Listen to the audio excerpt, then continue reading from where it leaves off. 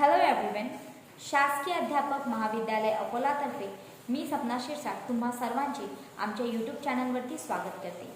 BEd द्वितीय वर्षाच्या भाग 4 मधील अंतिम पाठाच्या अनुषंगाने आम्ही या यूट्यूब चॅनलची सुरुवात केलेली आहे आणि यामध्ये आम्ही बरेचसे व्हिडिओ आणि घटक जे आहे ते कव्हर करण्याचा प्रयत्न करणार आहोत. सो आय होप याचा तुम्हा सर्वांना नक्कीच फायदा होणार आहे. चला तर मग सुरू करूया. तर विद्यार्थी मित्रांनो, आपण याआधी जीवन जगत असतानाच्या आपल्या जीवनातील बऱ्याचशा जीवन प्रक्रिया अभ्यासलेल्या आहेत. काहींची नावे मला तुमच्याकडनं अपेक्षित आहेत, त्यासाठी नक्कीच कमेंट बॉक्समध्ये कुठल्या कुठल्या जीवन प्रक्रिया आपल्याला जीवन जगत असताना आवश्यक आहेत त्याची नोंद करा. ठीक आहे. तर जीवन प्रक्रिया आपण करत असताना आपल्या ज्या जीवन प्रक्रिया आहेत त्या कुठल्या, जसे पोषण, श्वसन, रक्ताभिसरण, देन उत्सर्जन, संवेदन आणि बऱ्याचशा प्रतिसाद वगैरे देणे, ह्या सगळ्या जीवन प्रक्रिया आपल्याला जिवंत राहण्यासाठी किंवा सजीवांना जिवंत राहण्यासाठी आवश्यक असतात आणि त्या आपण जगण्यासाठी पूर्ण करत राहतो. आणि अशाच एका जीवन प्रक्रियेचा अभ्यास आपण करणार आहे आजच्या या पाठामध्ये, ते म्हणजे प्रजनन.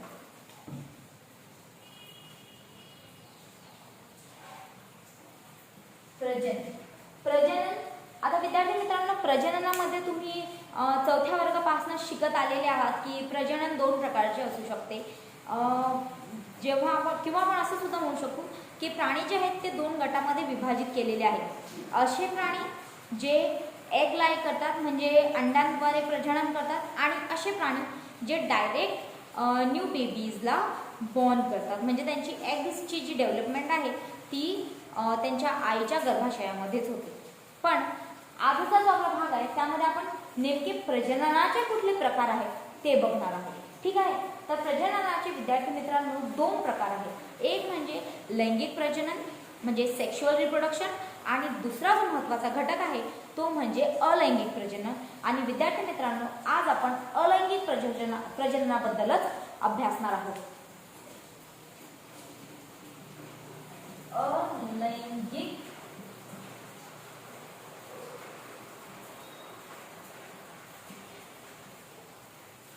प्रजनन.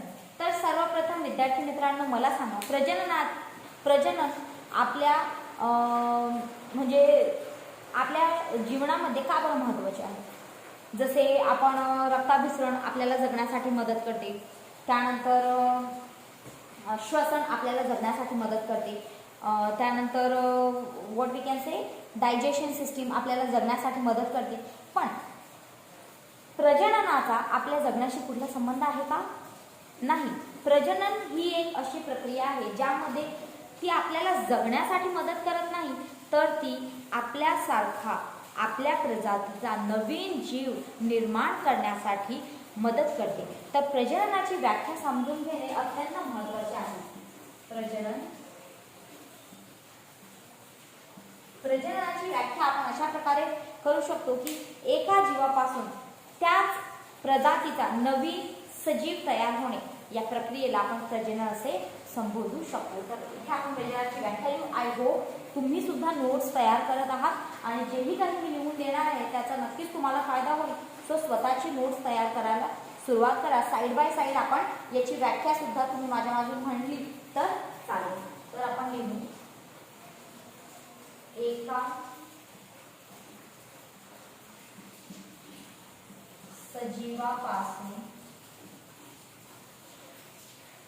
एका सजीवापासून तंतोतंत साम्य असणारे म्हणजे आपण म्हणू शकू, जसं एखादा डॉगी आहे, कुत्रा आहे, तर कुत्रा हा कुत्र्याच्याच बाळाला जन्म देईल, पपीलाच जन्म देईल. ठीक आहे.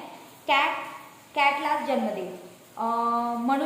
मनुष्य प्रजातीलाच जन्माला घालणार आहे. तर तंतोतंत साम्य असणारे. इट्स नॉट लाईक की लुक्स, की तो कसा दिसतोय, तो कसा राहतोय, it will not be same. पण मनुष्य म्हणजे मनुष्याचीच प्रजाती राहील, प्राण्याचीच प्रजाती राहील, एखादा साप असेल तर तो सापाला जन्म देईल. तर अशा प्रकारचं जे तंतोतंत साम्य दर्शवणारं किंवा सारखेपणा दर्शवणारं जे ची जी स्वतःला प्रोड्यूस करण्याची जी प्रक्रिया आहे त्याला आपण रिप्रोडक्शन म्हणतो, म्हणजेच प्रजनन असं म्हणतो. तर त्याची व्याख्या आहे एका सजीवापासून त्याच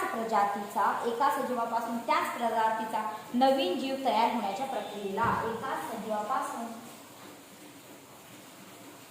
त्याच प्रजातीचा नवीन सजीव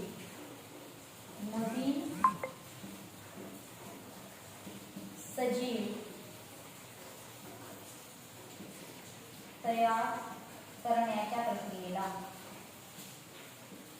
करण्याच्या किंवा होण्याच्या प्रक्रियेला काय म्हणतो आपण? प्रजनन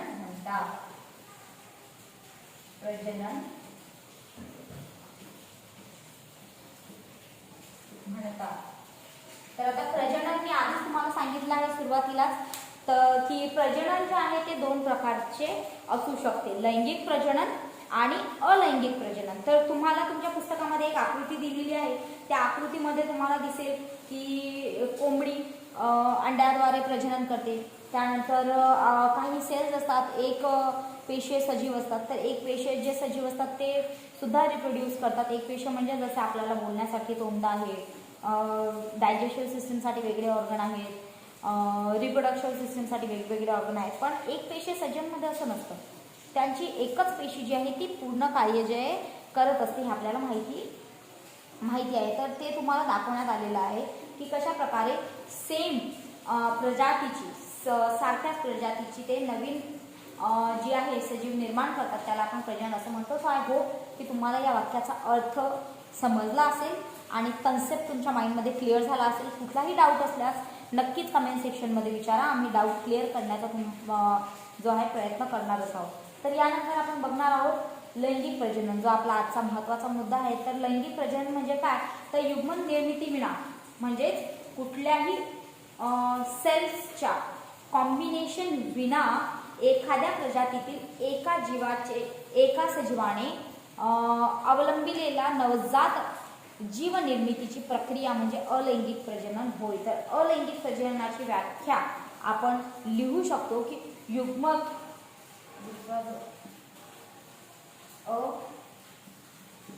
अलैंगिक प्रजनन. युग्मक म्हणजे कुठल्याही प्रकारचं तिथे जे आहे आपण बघितलं असेल, युग्मक म्हणजे वाय आणि एक्स कंबाईन होतात, मग त्यांच्यामध्ये रिप्रोडक्शन सिस्टीम स्टार्ट होते. बट जेव्हा आपण अलैंगिक प्रजननाचा अभ्यास करतो त्यामध्ये ह्या गोष्टी नसतात. यामध्ये दिलेला आहे युग्मक निर्मिती विना, युग्मक सर्वांनी नोट्स तयार करायला सुरुवात ठेवा, ठीक आहे. युग्मक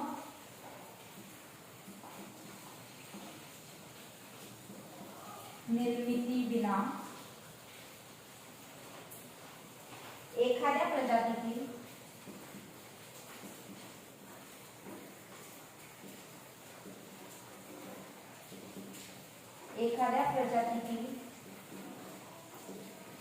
युग्मक प्रक्रियेविना एखाद्या प्रजातीतील एकाच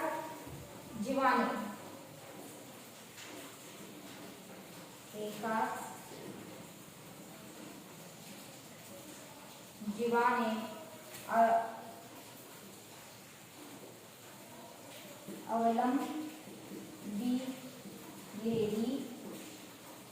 अवलंबिलेली आय होप की तुम्हाला दिसतंय, अवलंबिलेली नवजात जीव निर्मिती प्रक्रिया, नवजात जीव निर्मिती प्रक्रिया म्हणजे काय होईल? तर ते लैंगिक प्रजनन होईल. आपण लिहू शकतो इथे म्हणजे अलैंगिक प्रजनन.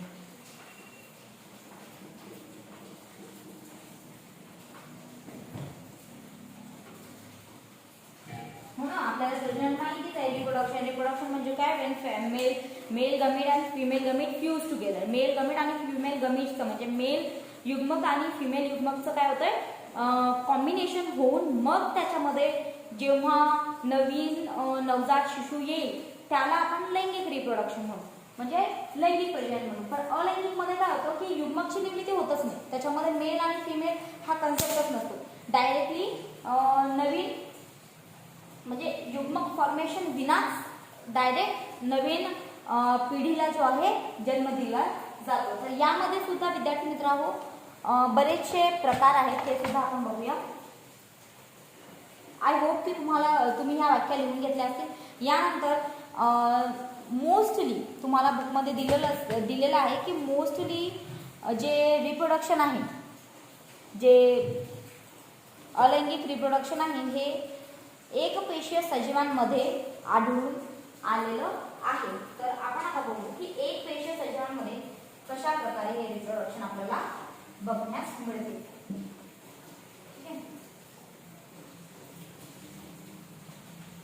एकपेशीय सजीवांमध्ये कशा प्रकारे अलैंगिक रिप्रोडक्शन घडून येते आणि त्याचे कुठले कुठले प्रकार आहेत ते आता आपण बघूया. ठीक आहे ना. तर एकपेशीय सजीवांमधील लैंगिक प्रजनन, एक पेशीय सजीवातील अलैंगिक प्रजनन, अलैंगिक प्रजनन. आता एक पेशीय सजीवांमध्ये काय होतं की आपल्याला माहिती आहे आपल्या शरीरामध्ये बऱ्याचशा पेशी आहेत, पण जे एक पेशीय सजीव असतात त्यांच्यामध्ये बऱ्याचशा पेशी नसतात, त्यामुळे त्यांना जे आहे अलैंगिक प्रजनन करणे हे अत्यंत सोपी व सोयीस्कर जाते. यामध्ये सुद्धा विद्यार्थी मित्रांनो आपल्याला 3 वेगवेगळे प्रकार पाहायला मिळतात. तर वन बाय वन आपण सर्वांचा अभ्यास करायला सुरुवात करूया. सर्वात पहिला जो अलैंगिक प्रजननामध्ये प्रकार आहे तो आहे द्विविभाजन. जो पहिला प्रकार आहे तो म्हणजे द्विविभाजन. द्विविभाजन. आता द्विविभाजन याच्यावरच तुम्हाला कळेल द्वि म्हणजे काय तर दोन, विभाजन म्हणजे भाग, तर दोन भाग द्विविभाजन. आता ही प्रक्रिया कशा प्रकारे घडून येते यासाठी मी चार्ट सोबत ठेवलेला आहे, त्या चार्टद्वारे तुम्हाला मी समजवण्याचा प्रयत्न करते. ठीक आहे.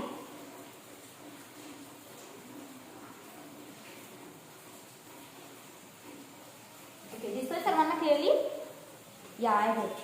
तो या चार्टमध्ये आपल्याला दिसतंय, यामध्ये मी एक एक्झाम्पल घेतलेला आहे अमिबाचं. तर द्विविभाजनामध्ये सर्वप्रथम आपण अर्थ जाणून घेऊ द्विविभाजनाचा, मग द्विविभाजनामध्ये सुद्धा काही प्रकार आहेत ते सुद्धा आपण बघूया. ठीक आहे.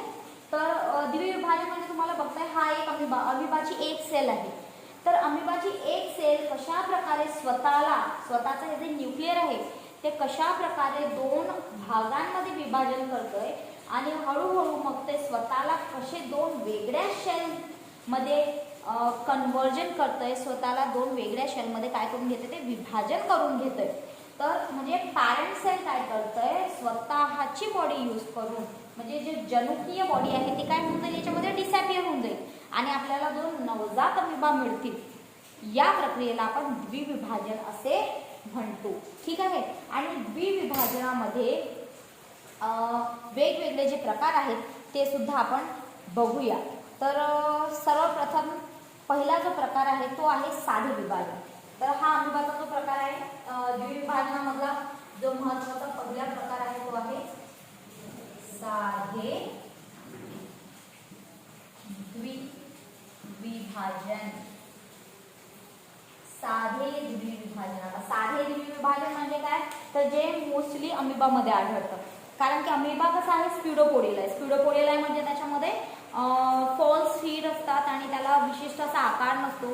फर्स्ट ऑफ ऑल हे सर्व मायक्रोस्कोपिक तर आहेतच, परंतु अमिबाला विशिष्ट असा आकार नसतो, त्यामुळे तो कुठल्याही प्रकारे स्वतःला काय करून घेऊ शकतो, डिवाइड करून त्याचे न्यूक्लियसचं विभाजन करून स्वतःच्या बॉडीचं विभाजन करून तो काय करतोय नवीन नवजात दोन अमिबा आपल्याला इथे आढळून मिळतील आणि मग हे दोन अमिबा परत स्वतःला रिप्रोड्यूस करून मग या दोनाचे 4 अमिबा अशा प्रकारे तो काय करतो स्वतःच्या केंद्राला विभाजन करतो, स्वतःच्या बॉडीला विभाजन करतो आणि एक नवीन आपल्याला नवजात जे आहेत ते बघायला मिळतात. या प्रक्रियेला आपण द्विविभाजन म्हणतो.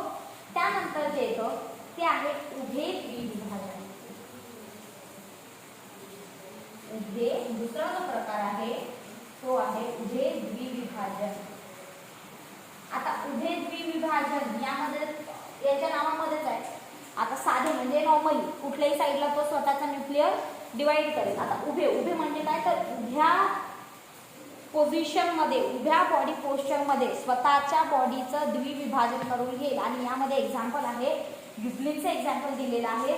तर तुम्ही बघू शकता कशा प्रकारची याची बॉडी अशी उभी असते आणि ही फ्लॅजेला याच्यामधून निघालेली असते. मग हळूहळू त्याच्या ज्या फ्लॅजेला आहेत त्या फ्लॅजेलाचे सुद्धा दोन वेगळे भाग पडतात आणि त्याच्यामधलं जे न्यूक्लियर आहे ते न्यूक्लियर सुद्धा कुठेतरी विभागलं जात आहे आणि हळूहळू एक नवीन ज्या आहेत बॉडीज आपल्याला तयार होताना दिसतात. तर अशा प्रकारे उभे द्विविभाजन आपल्याला आढळून येते. आणि तिसरा जो याचा महत्त्वाचा प्रकार आहे तो म्हणजे आहे आडवे द्विविभाजन.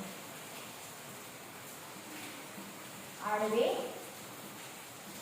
द्विविभाजन.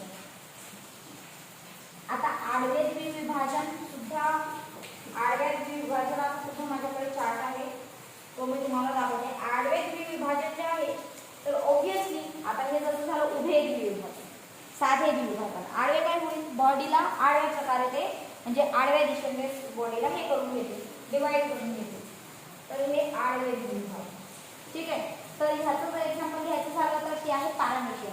पॅरामेशियन हे सुद्धा एक मायक्रोस्कोपिकच आहे आणि याच्यामध्ये तुम्हाला बघू शकता की कशा प्रकारे ते स्वतःच्या बॉडीमधले जे काही न्यूक्लियर आहे न्यूक्लियसला काय करतोय तो डिवाइड करून घेतोय आणि डिवाइड केल्यानंतर तो नवीन नवजात नवीन जे आहे बॉडीज तयार करतो आणि आडव्या प्रकारे स्वतःच्या बॉडीला तो कसे आडव्या दिशेने भागत आहे. त्याच्यामुळे याला आपण म्हणू आडवे द्विविभाजन. सो आय होप तुम्हाला हे सगळं क्लिअर असेल. ठीक आहे. तर एकदा आपण रिकॉल करून घेऊया की द्विविभाजन जे आहे ते 3 प्रकारे घडते. साधे द्विविभाजन जे अमिबामध्ये आपल्याला बघायला मिळते. अमिबामध्ये आणखी एक प्रकारे सुद्धा जे आहे अलैंगिक प्रजनन होते ते सुद्धा आपण बघूया. पण हे साधं द्विविभाजन. त्यानंतर येतं उभे द्विविभाजन आणि उभे द्विविभाजन आपल्याला पाहायला मिळते युग्लिनामध्ये आणि त्यानंतर ते आडवे द्विविभाजन जे आपल्याला पाहायला मिळतं पॅरामेशियनमध्ये. ठीक आहे. याच्या सर्वांच्या डायग्राम्स मी पुढे तुम्हाला दिलेले आहेत त्याचं निरीक्षण करा. नंतर आपण पुढे वळू.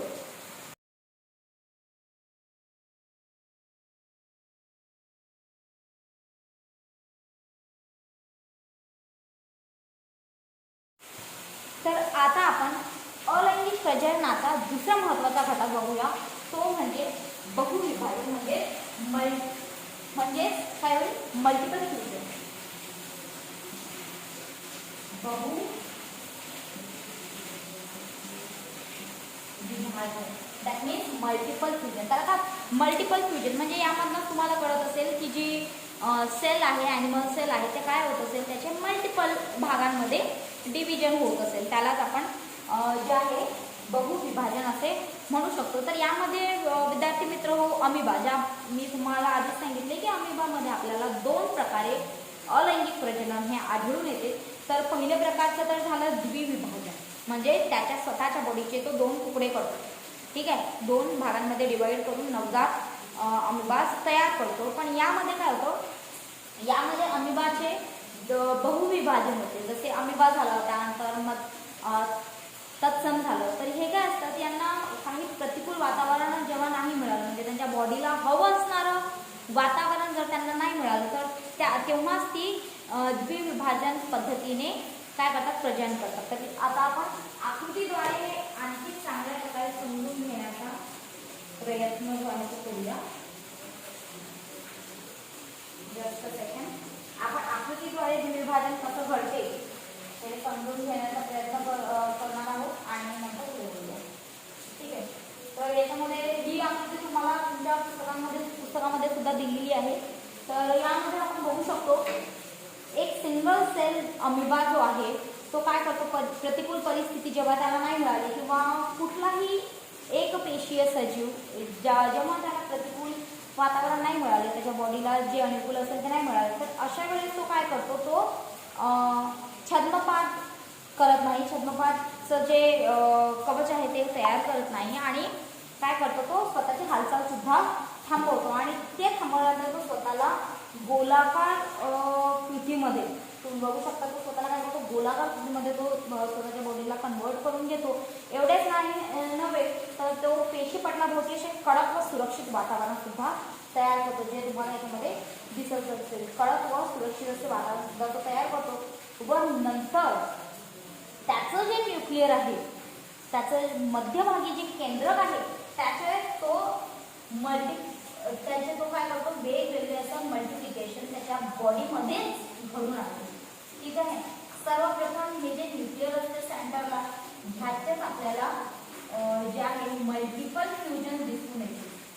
म्हणजे त्याने काय केलं स्वतःच्या न्यूक्लियरला सर्वप्रथम डिवाइड करून घेतलं आणि स्वतःचं न्यूक्लियर डिवाइड झाल्यानंतर एक कालांतराने एका काही विशिष्ट काळानंतर हे जे कवच आहे जे तो पेशीपटलाचे जे कवच सुरक्षित कवच बनवतो ते काय होतं त्याचं फ्यूज होऊन त्याच्यामधनं बरेचसे अनेक अमिबा जे आहेत ते बाहेर पडत असतात आणि हे जे संरक्षण कवच मात्र जो तो बनवतो अमिबा किंवा कुठलाही एक पेशीय प्राणी त्याला आपण कुठे नावाने संबोधतो. जेव्हा तो स्वतःच्या बॉडीभोवती संरक्षित कवर बनवतो किंवा पेशीपटलाला कठीण करून त्याला म्हणजे जे आतमधल्या सेल्स आहेत त्याला सुरक्षा देण्याचं कार्य करत असतो तेव्हा त्याच्या या कंडिशनला आपण काय म्हणतो कुट्टी या नावाने म्हणतो. आणि कुट्टीमध्ये पहिल्यांदा फक्त केंद्राचे विभाजन होते ज्या प्रकारे आपण पाहिलं. हे आता बघा यांनी कवच बनवलं, कवच बनवल्यानंतर त्याचं जे केंद्रक आहे त्या केंद्रकला त्यांनी आधी विभाजित करून घेतलं आणि त्यानंतर मग त्याच्यामध्ये छोटे छोटे अमिबास तयार होतात आणि ते छोटे छोटे अमिबास काही काळानंतर कुट्टीमधून बाहेर पडतात आणि ह्याची सुद्धा आकृती विद्यार्थी मित्र तुम्हाला तुमच्या पुस्तकामध्ये दिलेली आहे. सो आय होप तुम्हाला हे क्लिअर झालं असेल. यानंतर एवढेच नाही तर अलैंगिक प्रजननाचे आणखी 2 प्रकार सुद्धा आहेत. ठीक आहे. तर त्यातील पहिला प्रकार म्हणजे हे कलिकाय. कलिकाय हा सुद्धा एक महत्त्वाचा प्रकार आहे. कलिकायामध्ये सुद्धा काय करते सेल्स बॉडी जी आहे ती स्वतःला अशी वरच्या बाजूला अशी मल्टिप्लाय करताना असते. म्हणजे असे काय करतात ते एका लाईनमध्ये बॉडीजला मल्टिप्लाय करत असतात. ते सुद्धा आपण आय होप सो की पुढे आपण जर बघायचा चान्स मिळाला तर नक्कीच अभ्यासू. पण आज आपण इथे थांबूया. विद्यार्थी मित्र परीक्षेच्या दृष्टीने हा जो भाग आहे हा अत्यंत महत्त्वाचा भाग आहे आणि स्कोरिंग भाग आहे. म्हणजे यामध्ये तुम्ही सहजरित्या थोड्याशा आकृत्यांवर जर तुम्ही भर दिला तर सहजरित्या बऱ्याचशा गोष्टी तुम्ही अभ्यासू शकता, सहजरित्या बऱ्याचशा गोष्टी तुम्ही कव्हर करू शकता. जास्त हार्ड याच्यामध्ये काहीही नाही आहे. आणि आज आपण जो भाग अभ्यासलेला आहे तो प्रजननामध्ये लैंगिक प्रजनन अभ्यासलेला आहे. यामध्ये युग्मकच्या निर्मिती विनाच कशा प्रकारे युनिसेल्युलर एकपेशीय प्राणी एकपेशीय सजीव स्वतःला कशा प्रकारे मल्टिप्लाय करतात आणि कशा प्रकारे त्यांच्यामध्ये प्रजनन घडून येते याचा आपण अभ्यास केलेला आहे. आय होप तुम्हाला सर्व गोष्टी क्लिअर असतील. तरी सुद्धा कुठलाही डाऊट असेल विद्यार्थी मित्र तर नक्की कमेंट बॉक्समध्ये विचारा. आम्ही तुमचे जे डाऊट्स आहेत तो सॉल्व्ह करण्याचा प्रयत्न करूच.